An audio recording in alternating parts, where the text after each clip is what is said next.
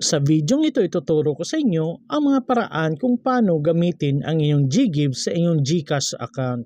Kaya tara, samahan niyo ko at panoorin natin ang video na to. Pero bago yan, sa mga hindi pa nakasubscribe sa akin, kayo na ang bahala. So ang unang paraan na pwede mo siyang magamit ay ang mga features na meron si GCash. So for example, nandito na kayo sa inyong GCash account, pwede nyong itry yung bills. For example, magbabayad kayo ng mga bills gamit ang inyong GCash apps. Pero take note guys, hindi lahat ng mga partner billers ni GCash ay tumatanggap ng GGive as payment.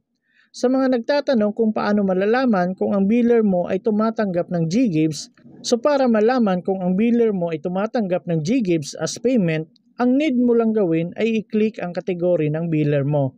For example, magbabayad ka ng credit card mo. So, pwede mong i-click ang credit card. So, dito kung nakikita mo, halos lahat ng mga bangko ay may nakalagay na GGives. So, ibig sabihin yan, pwede nyo pong gamitin yan pangbayad ang GGives ninyo sa inyong credit card. So, for example, dito naman tayo sa government. So, kung nakikita ninyo, may nakalagay na G-Credit dyan. At dito sa Baliwag City, LGU, kung nakikita niyo, dalawa yung nakalagay, G-Credit at GGives. So, ibig sabihin yan, pwede po ang GGives. Pero take note guys, hindi magkaiba yung G-Credit at GGives. Kung may G-Credit siya pero walang GGives na nakalagay, so hindi nyo po pwedeng gamitin yung GGives ninyo. At dito naman tayo sa transportation, kung nakikita ninyo, halos lahat merong GGives na nakalagay. So, pwede nyo pong gamitin yan. Pero take note guys, kung ano yung nakalagay na minimum amount na pwede nyo gamitan ng GGives, yun lang po yung pwede. For example, kagaya sa akin, 2,000 yung minimum na pwede kong i-transact. So, yun lang po ang pwede kong gamitin. For example, may babayaran kayo pero 1,900 lang. So, ibig sabihin yan, hindi po pwedeng gamitin ang GGives ninyo. So, kailangan umabot siya ng 2,000 pesos. Pero may iba naman, 3,000 yung limit nila. May iba 4,000, depende pa rin po yan. May iba 1,000 yung limit. Nasa sa apps pa rin ninyo yan kung magkano yung binigay na minimum transaction limit na nakalagay doon. So ngayon guys, try nating magbayad.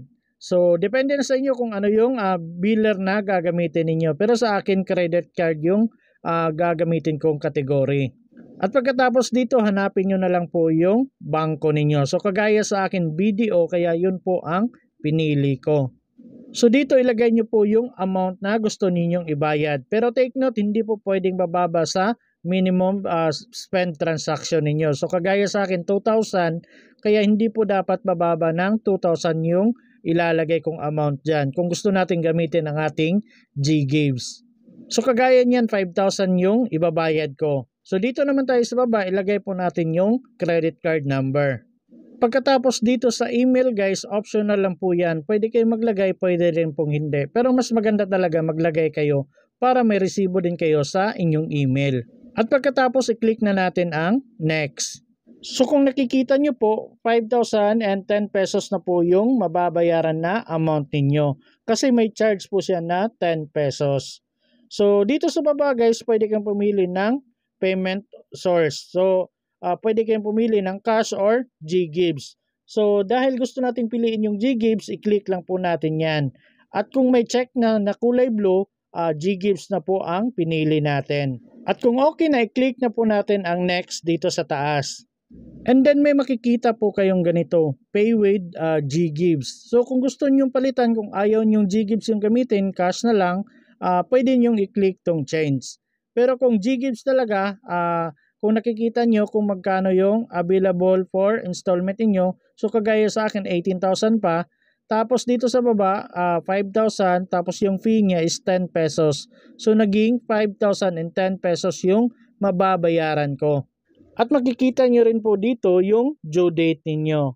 So kagaya sa akin June 30 ngayon, so July 30 pa yung due date ko.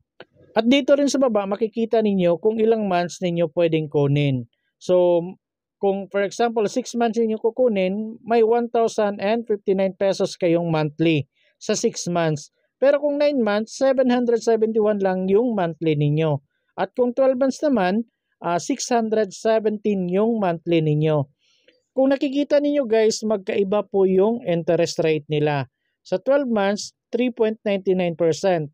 Sa 9 months, 4.29%. Tapos sa 6 months, 4.49%. So magkaiba yung rate.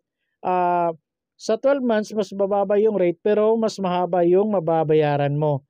Sa 6 months naman, mataas yung rate pero konti lang yung interest nito. Mas malaki nga lang yung monthly payment mo. So nasa sa inyo na po yan kung ano yung pipiliin ninyo. Kung kaya nyo naman 6 months, 6 months na lang yung piliin ninyo. Pero kung ayaw nyo, gusto nyo ng 12 months, 12 months yung piliin ninyo. At kung okay na, punta na tayo dito sa baba. So pwede nyo pong i-check yung I agree to the disclosure statement.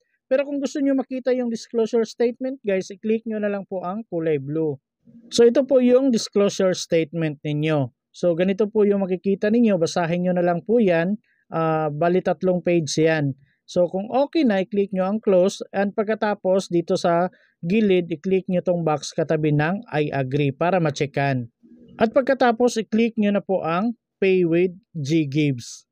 So ang pangalawang paraan kung saan pwede nyong gamitin ang inyong mga GGives sa inyong GCash ay through merchant. Tulad ng grocery store, department store, appliance store, cellphone shop, pharmacy, at kahit saang store o tindahan basta may payment through QR sila na pwede mong scan katulad nito. Pero dapat tingnan mong mabuti kung may GGives bang nakalagay na kagaya nito. So kung walang GGives na nakalagay dyan at G-credit lang, so ibig sabihin yan hindi po pwedeng gamitin ang inyong mga GGives. Halos po lahat ng mga tindahan ay may nakalagay na QR. Pero i-check nyo po muna talaga kung may GGives bang nakalagay dyan. At para sa mga nagtatanong kung paano daw gamitin or scan yung QR na nasa tindahan para mabayaran nila through GGives. So kung tapos na kayong namili or nakapamili na kayo tapos magbabayad na kayo, punta lang po kayo sa inyong GCash account. Tapos pag nandito na kayo sa inyong GCash account, i-click nyo na lang po itong QR, itong nasa gitna. At pagkatapos may makikita kayong ganito. So itapat nyo na lang po ito sa QR na nakikita ninyo doon sa tindahan. At pagkatapos may makikita po kayong ganito. So ilagay nyo po yung amount na gusto nyong bayaran.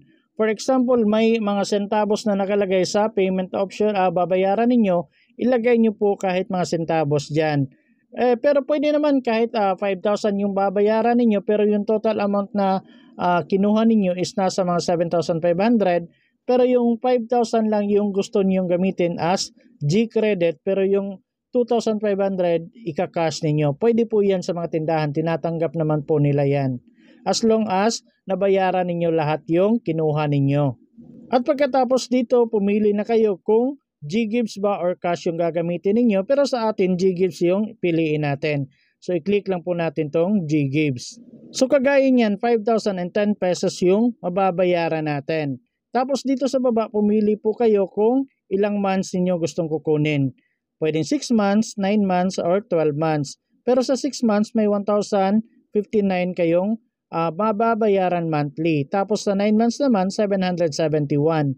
Tapos kung 12 months, mas mababa siya pero parang medyo mahaba yung mababayaran ninyo. Kasi 617 lang yung monthly ninyo.